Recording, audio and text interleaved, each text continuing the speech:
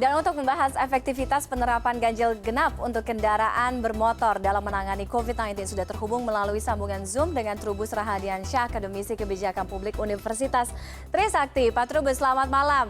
Kita ngomongin soal aturan ganjil genap bagi kendaraan roda 2, sepeda motor ya Pak Trubus ya. Paling gampang, realisasi aturan ini seberapa mungkin? Iya, menurut saya kalau secara aturan gitu ya, rasional komprehensifnya mungkin. Tetapi kalau dari sisi implementasinya sangat tidak efektif. Persoalannya apa? Karena kan motor ini di samping sebagai moda transportasi, dia juga untuk mencari nafkah gitu loh, nafkah sehari-hari. Jadi ini yang akan menghadapi kesulitan di situ. Yang kedua, motor itu di samping selama ini dipakai untuk pengiriman barang, pengiriman jasa dan macam-macam, ini juga untuk mengangkut orang ya kan melalui ojol itu, maka kemudian yang terjadi adalah dilarang. Dan menurut saya kebijakan ini adalah suatu kebijakan inkonsistensi meskipun diatur di dalam Pergub 80 ya. Pergub 80 itu hampir sama dengan Pergub 51 ya, Pergub sebelumnya. Nah, di pasal 7 itu sendiri memang menjelaskan mengenai kemungkinan penggunaan ganjil genap bagi kendaraan bermotor roda 4 maupun roda 2. Nah, karena itu kemudian Pemprov DKI kelihatannya sangat istilahnya bernafsu untuk menerapkan kepada motor gitu. Sementara para pengguna motor ini umumnya adalah mereka tinggal di wilayah penyangga. Nah, kemudian ketika masuk DKI Jakarta, berarti dia harus menggunakan motor salah satunya karena ada aturan ganjil genap bagi pengendara mobil. Nah, di satu sisi juga tidak ada penambahan moda transportasi yang secara signifikan.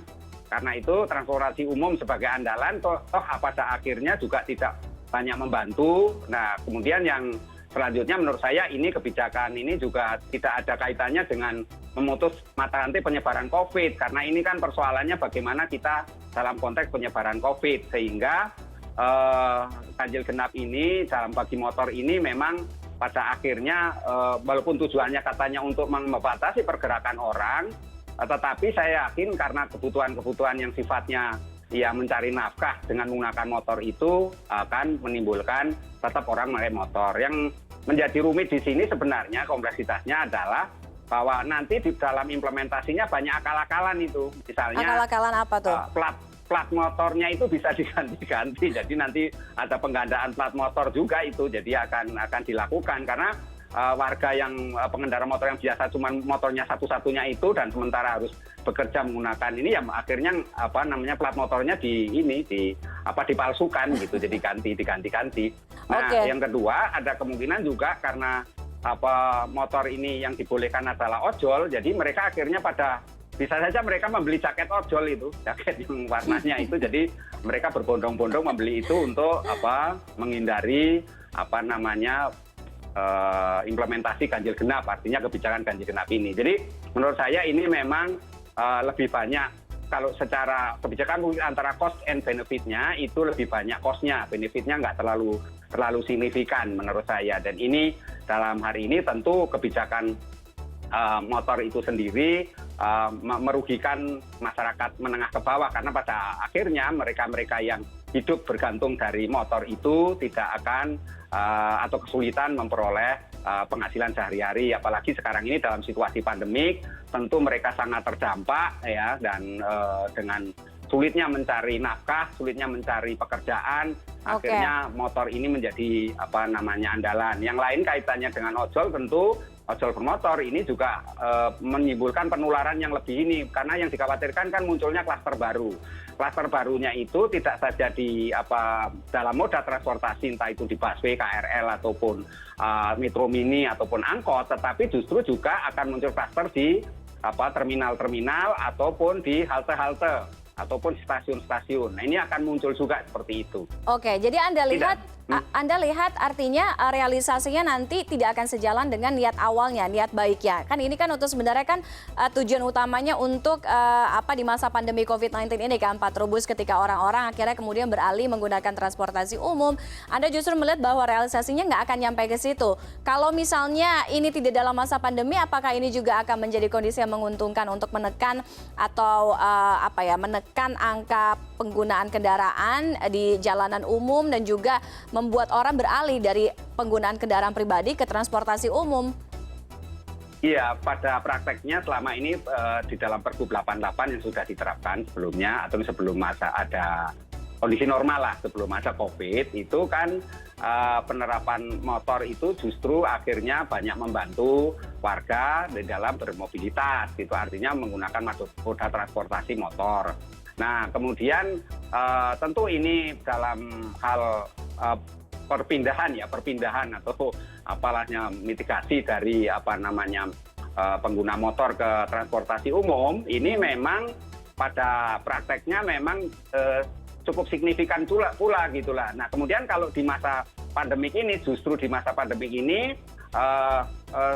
kita anggap sangat malah lebih signifikan lagi perubahannya gitu. Dalam arti bahwa nanti akan menggunakan transportasi umum gitu. Nah, disitulah kemudian penegakan protokol kesehatan sangat sulit, karena kalau transportasi umum itu terutama angkot, metro mini dan KRL juga, nah pada tadi pagi saja berjubel-jubel kan, tadi pagi misalnya di KRL juga seperti itu. Nah, ini akan saya rasa akan sulit, artinya yang menjadi rumit juga pengawasannya gitu lah. Pengawasannya juga akan rumit karena dalam prakteknya nanti di samping keterbatasan SDM selama ini di dalam mengawasi mengenai motor, juga kendaraan roda 4 umpamanya juga kesulitan, tetapi ini juga harus melibatkan banyak pihak kan gitu untuk supaya Pergub 80 ini bisa berjalan efektif gitu loh. Jadi banyak pihak itu tentu koordinasi dengan Polri lah. Nah, sampai hari ini kan seperti tadi dia dikemukakan, Polri sendiri belum diajak bicara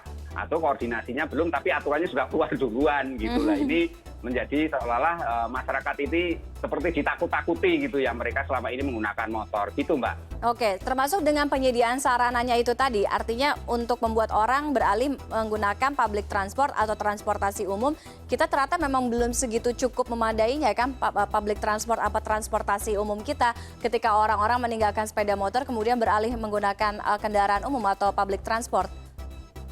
Iya, memang kenyataan seperti itu. Sebelum ada COVID atau di era normal lah gitu ya, sebelum ada COVID, itu ternyata layanan transportasi umum itu kan sangat memprihatinkan, di mana kemudian layanannya juga optimal, kemudian jarak antar moda transportasinya yang katanya terintegrasi juga sangat sulit kan gitu. Misalnya orang naik busway itu jarak antara satu busway dengan busway-nya bisa lebih dari katanya 15 menit, tapi yang terjadi 30 menit, ada 1 jam baru datang lah. Ini kan menyebabkan situasinya seperti itu. Nah, sekarang dengan kondisi extraordinary karena pandemik, tentu kemudian masa tunggu ini menjadi masalah kan gitu. Karena jumlah yang ada kendaraan ini kan masih tetap sama dengan sebelumnya kan gitu, karena belum ada penambahan. Untuk mengadakan penambahan kan juga nggak semudah membalikkan tangan, itu perlu diprogramkan juga dengan anggaran yang memadai kan, artinya begitu. Jadi penambahannya juga tidak akan sesignifikan yang diharapkan dengan jumlah daripada pengendara motor yang dulunya ada itu kemudian beralih ke transportasi umum. Artinya ada peningkatan yang signifikan itu, Mbak. Jadi karena peningkatan itulah kemudian menurut saya pada akhirnya kita kesulitan untuk memutus mata rantai penyebaran COVID. Padahal karena penegakan protokol kesehatan di transportasi umum tentu sangat sulit, apalagi ketentuan 50% atau 70% itu tidak disertai dengan peningkatan tarif, Mbak. Jadi tarifnya kan tetap sama. Nah, otomatis mereka-mereka yang pelaku-pelaku usaha di bidang ini transportasi itu tentu akan memikirkan yang penambahan di situ. Nah, di satu sisi juga karena para pengguna motor ini dan nanti akan beralih ke moda transportasi umum, tentu harus berada di wilayah penyangga, Mbak. Jadi di Bogor, Bekasi, Depok gitu kan. Jadi nanti harusnya busway atau transportasi umum itu harus sampai ke sana, harus menjangkau sampai di Bogor gitu. Nah, ini yang harus disiapkan oleh Pemprov DKI dalam jangka panjang. Artinya ini jangka panjangnya nanti harus menyiapkan moda transportasi yang terintegrasi baik dari Bogor, dari Tangerang, Depok, dan Bekasi, yaitu secara keseluruhan, Mbak. Karena kalau tidak, pada akhirnya masyarakat tetap akan naik motor lagi gitu, dan kita tidak akan efektif juga gitu. Jadi akhirnya motor tetap sebagai moda transportasi pilihan satu-satunya, karena moda transportasi publiknya tidak memadai atau tidak optimal layanan publiknya gitu. Oke, kita harapkan memecahkan masalah dengan solusi, jangan sampai mengurangi atau memecahkan masalah dengan menambah masalah-masalah baru lainnya. Terima kasih Pak Trubus Rahadiansyah sudah bergabung dengan si Indonesia Connected malam hari ini. Selamat malam.